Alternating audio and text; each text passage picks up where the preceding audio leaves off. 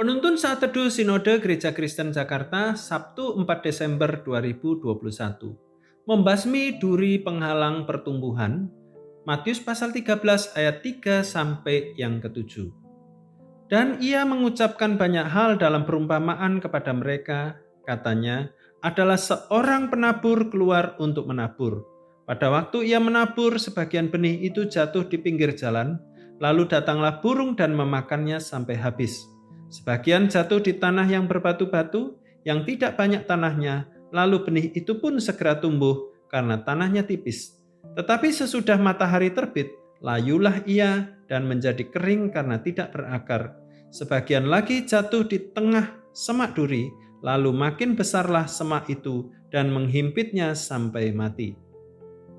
Pada tahun 2013 lalu, bersama dengan beberapa rekan, kami membuka sebuah lahan untuk menanam sawit. 2 bulan setelah itu, saya harus meninggalkan lahan tersebut karena pindah ke Pontianak untuk melanjutkan kuliah. Selang setahun, saya kembali memeriksa lahan tersebut. Saya menemukan bahwa lahan tersebut telah dipenuhi ilalang. Alih-alih mendapat sawit, justru rumput liar yang harus saya bersihkan lagi. Ini akibat dari lahan yang tidak dirawat dengan baik.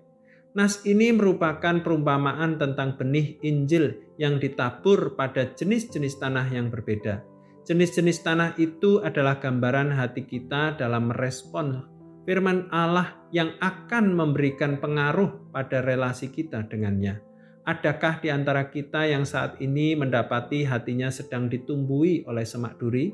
Jika iya, Anda harus membasmi semak itu. Sebab semak yang dibiarkan tumbuh subur akan menjadi penghambat pertumbuhan benih Injil yang ditaburkan kepada kita. Benih itu tetap tumbuh, tetapi sesuatu mencegahnya untuk bertumbuh lebih besar dan menghasilkan buah. Apakah bentuk semak itu? Bisa jadi adalah kesibukan yang merampas waktu kita dengan Tuhan, atau ketakutan dan kekhawatiran akan hari-hari depan yang membuat kita tidak dapat melihat kehendak Allah dalam hidup kita. Jika kita ingin agar kerohanian kita terus bertumbuh dan menghasilkan buah, maka milikilah inisiatif. Pertama, pahamilah apa saja yang masih menjadi penghambat kita. Renungkanlah mengapa kita tidak lagi dapat melihat kehendak Allah dalam hidup kita.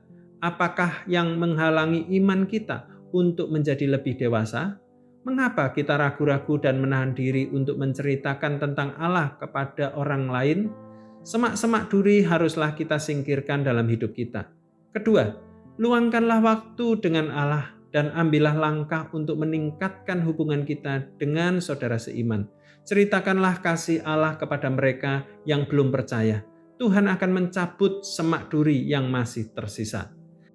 Bereskanlah semak di hati Anda supaya firman itu tumbuh dan berbuah. Tuhan Yesus memberkati kita semua.